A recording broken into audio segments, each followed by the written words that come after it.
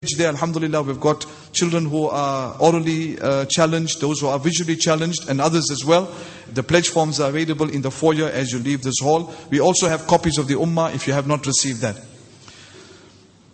Brothers and sisters, it is my great pleasure to introduce to you Sheikh Muhammad Al-Yaqoubi.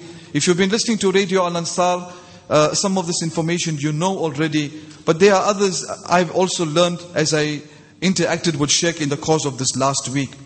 Sheikh was born in Damascus, and he descends from a family whose lineage goes back to the Prophet Muhammad sallallahu alaihi wasallam through his grandson Sayyidina Al-Hasan radiyallahu an. His ancestors also include some of the greatest scholars of Syria.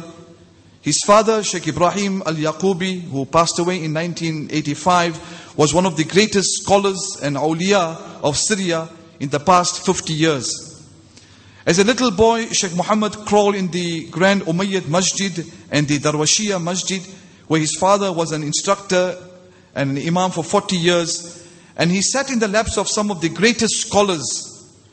Under his father's tutelage, Sheikh Muhammad followed a solid traditional curriculum since the age of 4, studying the major classical works on the various disciplines of the Sharia.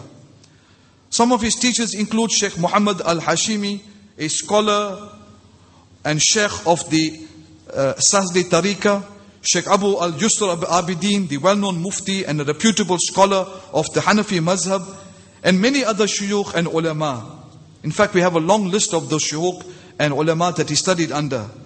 His father, Sheikh Ibrahim Al-Yaqoubi, was a wali Allah, well-known in Syria and in the Middle East. Sheikh Muhammad Al-Yaqoubi received ijazas in hadith from several prominent scholars in Syria.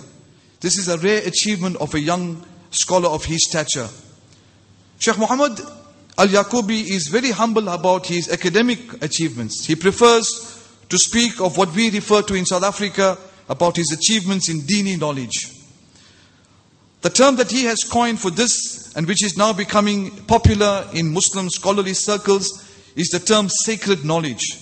A highly appropriate terminology to distinguish the pure Islamic sciences of the Sharia from the secular academic disciplines. He pursued his academic studies at the University of Damascus in the Faculty of Sharia. He also received a degree in Arabic literature in 1987 and completed a 2-year study of philosophy at the Arab University of Beirut.